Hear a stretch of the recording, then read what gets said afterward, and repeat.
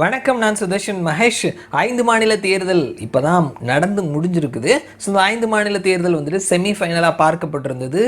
இந்த 5 மாநில தேர்தலில் காங்கிரஸ் ஓரளவு பெர்ஃபார்ம் பண்ணுவாங்க, ஓரளவு வந்துட்டு ஜெயிச்சாங்க அப்படின்னா இந்திய அலையன்ஸுக்கு ஒரு வலு சேர்க்கக்கூடிய வகையில் இருக்கும். அதே நேரத்தில் காங்கிரஸ் தன்னுடைய தரத்தை, தன்னுடைய அந்த அதிகாரத்தை உயர்த்தக்கூடிய ஒரு வாய்ப்பாகவும் இருக்கும் அப்படின்னு சொல்லிட்டு எல்லாரும் எதிர்பார்த்துருந்தாங்க. எதிர்பார்த்ததுக்கு மாறாக 3 மாநிலங்களில் பாஜகவும் தெலுங்கானா மாநிலத்தை காங்கிரஸும் கைப்பற்றியிருந்தாங்க. ஸோ இது காங்கிரஸுக்கு ஒரு செட்பேக்காக பார்க்கப்பட்டது. ஸோ காங்கிரஸ் இப்படி தாங்க அப்படின்ற மாதிரி எப்படி ஒருத்தர் பழி சொல்லலாமோ அந்த மாதிரி காங்கிரஸை எல்லாருமே பழி சொல்ல ஆரம்பிச்சிட்டாங்க. ஸோ அதற்கப்புறமா அந்த மீட்டிங் போடுறது, இந்திய அலையன்ஸினுடைய மீட்டிங் அப்படின்றது இன்றைக்கி போடுறோம் நாளைக்கு போடுறோம் அப்படின்ற மாதிரி சொல்லிட்டு அந்த தலைவருக்கு டைம் இல்லைங்க, இந்த தலைவருக்கு டைம் இல்லைங்க அப்படின்ற மாதிரி அது தள்ளி போயிட்டே இருக்குது. ஸோ இந்த நேரத்தில் இன்னும் எலெக்ஷனுக்கு கரெக்டாக ஒரு 4 மாதம் இருக்குது அப்படின்னு சொல்லி வச்சுக்கலாம். ஸோ எலெக்ஷன் இன்னைக்கு நடந்தது அப்படின்னா, தட் இஸ் இந்த 5 மாநில தேர்தல் முடிவுகளுக்கு அப்புறமா நடந்தது அப்படின்னா யாருக்கு வெற்றி வாய்ப்பு இருக்குது அப்படின்னு சொல்லிட்டு கருத்து கணிப்பு முடிவு வந்திருக்குது. டைம்ஸ் நவ் அண்ட் இடிஜி இவங்க அவங்களுடைய கருத்து கணிப்பு முடிவுகளை வெளியிட்டிருக்கிறாங்க. கிட்டத்தட்ட 1.5 லட்சம் பேருக்கிட்ட சர்வே எடுத்திருக்கிறாங்க.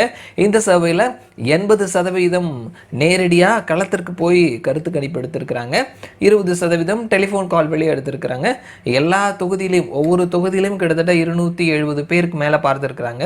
ஒட்டுமொத்தமாக 1,47,231 பேரை சந்தித்து அவங்களுடைய கருத்தை வாங்கியிருக்கிறாங்க. ஸோ 2024 ஆளப்போவது யார்? முதல்ல ஆந்திர பிரதேசம். ஆந்திராவில் மொத்தமாக 25 தொகுதிகள் இருக்குது. ஒய்எஸ்ஆர் காங்கிரஸ் 24லேருந்து 25 தொகுதிகளையும், தெலுங்கு தேசம் பார்ட்டி 0லேருந்து 1 தொகுதியும், மற்றவர்களுக்கு வாய்ப்பு இல்லைன்னு சொல்லியிருக்கிறாங்க. அடுத்தது கர்நாடகாவில் மொத்தமாக 28 தொகுதிகள் இருக்குது. என்டிஏ 20லேருந்து 22 தொகுதிகளையும், காங்கிரஸ் 6லேருந்து 8 தொகுதிகளையும், மற்றவர்களுக்கு வாய்ப்பு இல்லை. அடுத்தது கேரளாவில் மொத்தம் 20 தொகுதிகள் இருக்குது. என்டிஏ 0லேருந்து 1, ஐஎன்டிஏ 18லேருந்து 20 தொகுதிகள், மற்றவர்களுக்கு வாய்ப்பு இல்லை. தெலுங்கானாவில் 17 தொகுதிகள் இருக்குது. பிஆர்எஸ் 3லேருந்து 5 தொகுதிகளையும், என்டிஏ 3லேருந்து 5 தொகுதிகளையும், இந்திய அலையன்ஸ் 8லேருந்து 10 தொகுதிகளையும், மற்றவர்கள் 0லேருந்து 1 தொகுதிகளையும் கைப்பற்றுவதற்கான வாய்ப்புகள் இருக்குது. அடுத்தது தமிழ்நாட்டில் 39 தொகுதிகள் இருக்குது. புதுச்சேரியை சேர்க்காம 39 தொகுதிகள் இருக்குது. இதில் என்டிஏ 0லேருந்து 1 தொகுதிகளையும், இந்திய அலையன்ஸ் 30லேருந்து 36 தொகுதிகளையும், ஏடிஎம்கே 3லேருந்து 6 தொகுதிகளையும், மற்றவர்கள் 0லேருந்து 2 தொகுதிகளையும் கைப்பற்றுவார்கள்னு சொல்லியிருக்கிறாங்க. அடுத்தது மகாராஷ்டிராவில் மொத்தமாக 48 தொகுதிகள் இருக்குது.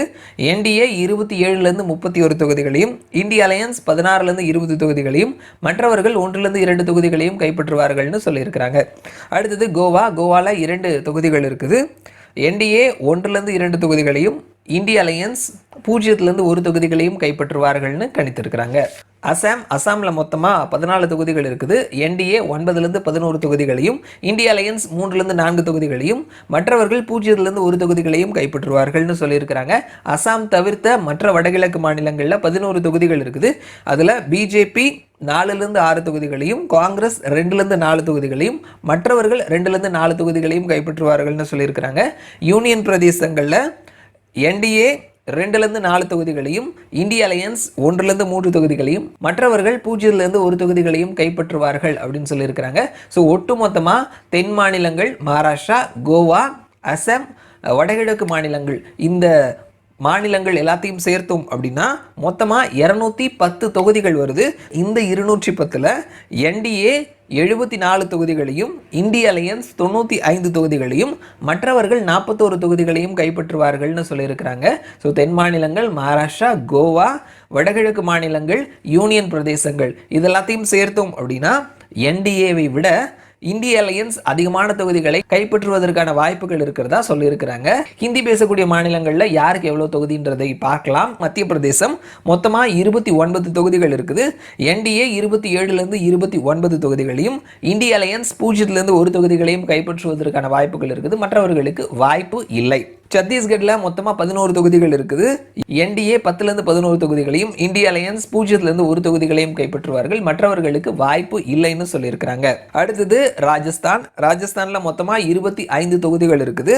என்டிஏ 24ல இருந்து 25 தொகுதிகளையும், இந்திய அலையன்ஸ் 0ல இருந்து 1 தொகுதிகளையும் கைப்பற்றுவார்கள். மற்றவர்களுக்கு வாய்ப்பு இல்லை. அடுத்தது குஜராத்ல 26 தொகுதிகள் இருக்குது. என்டிஏ 26 தொகுதிகளையும், மற்றவர்களுக்கு வாய்ப்பு இல்லைன்னு சொல்லியிருக்கிறாங்க. அடுத்தது ஹிமாச்சல பிரதேசத்துல மொத்தமா 4 தொகுதிகள் இருக்குது. என்டிஏ 3ல இருந்து 4 தொகுதிகளையும், ஐஎன்டிஏ 0ல இருந்து 1 தொகுதிகளையும், மற்றவர்களுக்கு வாய்ப்பு இல்லை அப்படின்னு சொல்லியிருக்கிறாங்க. அடுத்தது உத்தரகண்ட் மாநிலத்தில் மொத்தமாக 5 தொகுதிகள் இருக்குது. என்டிஏ 4ல இருந்து 5 தொகுதிகளையும், இந்திய அலையன்ஸ் 0ல இருந்து 1 தொகுதிகளையும், மற்றவர்களுக்கு வாய்ப்பு இல்லைன்னு சொல்லியிருக்கிறாங்க. ஜம்மு காஷ்மீர் மற்றும் லடாக் மொத்தமாக 6 தொகுதிகளை உள்ளடக்கி இருக்குது. என்டிஏ 1ல இருந்து 3 தொகுதிகளையும், இந்திய அலையன்ஸ் 3ல இருந்து 4 தொகுதிகளையும், மற்றவர்கள் 0ல இருந்து 1 தொகுதிகளையும் கைப்பற்றுவதற்கான வாய்ப்புகள் இருக்குது. அடுத்தது பஞ்சாப்ல மொத்தமாக 13 தொகுதிகள் இருக்குது. என்டிஏ 3ல இருந்து 5 தொகுதிகளையும், இந்திய அலையன்ஸ் 6ல இருந்து 10 தொகுதிகளையும், ஷிரோமணி அகாலிதள் 1ல இருந்து 2 தொகுதிகளையும் கைப்பற்றுவதற்கான வாய்ப்புகள் இருக்குது. அடுத்தது தில்லியில் மொத்தமாக 7 தொகுதிகள் இருக்குது.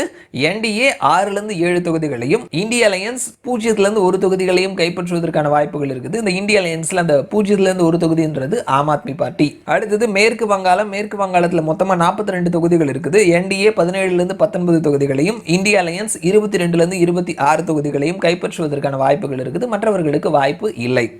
பீகாரை பொறுத்த மட்டும் 40 தொகுதிகள் இருக்குது. என்டிஏ 22ல இருந்து 24 தொகுதிகளையும், மகாகட்பந்த் 15ல இருந்து 17 தொகுதிகளையும் கைப்பற்றுவதற்கான வாய்ப்புகள் இருக்குது. மற்றவர்களுக்கு வாய்ப்பு இல்லை. அடுத்தது ஜார்க்கண்ட் மாநிலத்தில் மொத்தமாக 14 தொகுதிகள் இருக்குது. பிஜேபி 11ல இருந்து 13 தொகுதிகளையும், காங்கிரஸ் 1ல இருந்து 3 தொகுதிகளையும் கைப்பற்றுவதற்கான வாய்ப்புகள் இருக்குது. மற்றவர்களுக்கு வாய்ப்பு இல்லை. ஒடிஷால மொத்தமாக 21 தொகுதிகள் இருக்குது. என்டிஏ 5ல இருந்து 7 தொகுதிகளையும், இந்திய அலையன்ஸ் 0ல இருந்து 1 தொகுதிகளையும், பிஜு ஜனதா தள் 13ல இருந்து 15 தொகுதிகளையும் கைப்பற்றுவதற்கான வாய்ப்புகள் இருக்குது. மற்றவர்களுக்கு வாய்ப்பு இல்லை. ஹரியானா மொத்தம் 10 தொகுதிகளை உள்ளடக்கியது. என்டிஏ 8ல இருந்து 10 தொகுதிகளையும், இந்திய அலையன்ஸ் 0ல இருந்து 2 தொகுதிகளையும் கைப்பற்றுவதற்கான வாய்ப்புகள் இருக்குது. மற்றவர்களுக்கு வாய்ப்பு இல்லை. உத்தரப்பிரதேசம் மிகப்பெரிய மாநிலம், 80 தொகுதிகளை உள்ளடக்கி இருக்குது. இதில் என்டிஏ 70ல இருந்து 74 தொகுதிகளையும், இந்திய அலையன்ஸ் 4ல இருந்து 8 தொகுதிகளையும், பகுஜன் சமாஜ் பார்ட்டி 0ல இருந்து 1 தொகுதியவும், மற்றவர்கள் 1ல இருந்து 3 தொகுதிகளையும் கைப்பற்றுவதற்கான வாய்ப்புகள் இருக்குதுன்னு சொல்லியிருக்கிறாங்க. ஓவராலாக 543 தொகுதியில் வாக்கு சதவீதம்னு பார்த்தோம்னா என்டிஏ 44% வாக்குகளையும், இந்திய அலையன்ஸ் 39% வாக்குகளையும், ஒய்எஸ்ஆர் காங்கிரஸ் 3% வாக்குகளையும், பிஜு ஜனதாதள் 2% வாக்குகளையும், பிஆர்எஸ் 1% வாக்குகளையும், மற்றவர்கள் 11% வாக்குகளையும் பெறுவார்கள்னு சொல்லியிருக்கிறாங்க. டைம்ஸ் நவ் சில மாதங்களுக்கு முன்னாடி அவங்க வெளியிட்டிருந்த கருத்து கணிப்பில் இந்த வாக்கு சதவீத வித்தியாசம் அப்படின்றது வெறும் 1% தான் இருந்தது. 43, 42 அப்படின்ற அளவில் இருந்தது. இப்போ பார்த்தோம் அப்படின்னா கிட்டத்தட்ட 5% வரைக்கும் வாக்கு வித்தியாசம் அப்படின்றது இருக்குது என்டிஏ அலையன்ஸுக்கும் இந்திய அலையன்ஸுக்கும் நடுவில். அண்ட் இது சீட்டாக கன்வெர்ட் ஆகும் பொழுது 543 சீட்டில் என்டிஏ 323 சீட்டுகளை பிடிக்கிறதுக்கான வாய்ப்புகள் இருக்குது. இந்திய அலையன்ஸ் 163 இடங்களையும், மற்றவர்கள் 57 இடங்களையும் பிடிக்கிறதுக்கான வாய்ப்புகள் இருக்குது. ஸோ டைம்ஸ் நவ் இடிஜி அவங்களுடைய கருத்து கணிப்பு படி பார்க்கும் பொழுது இன்னைக்கு எலெக்ஷன் நடந்தது அப்படின்னா என்டிஏ அலையன்ஸில் பாரதிய ஜனதா பார்ட்டி தனிப்பெரும்பான்மையோட ஆட்சி பிடிக்கிறதுக்கான வாய்ப்புகள் இருக்குதுன்னு சொல்லியிருக்கிறாங்க. ஸோ பார்க்கலாம், இன்னும் 4 மாதங்கள் இருக்குது. என்னென்ன காட்சிகள் மாறுது, என்னென்ன எண்ணங்கள் மாறுதுன்னு சொல்லிட்டு இன்னைக்கு நிலைமை இப்படி தான் இருக்குது. பார்க்கலாம் என்ன நடக்குதுன்னு சொல்லிட்டு. மறுபடியும் நான் உங்களை இன்னொரு வீடியோவில் சந்திக்கிறேன். அது வரைக்கும் நன்றி.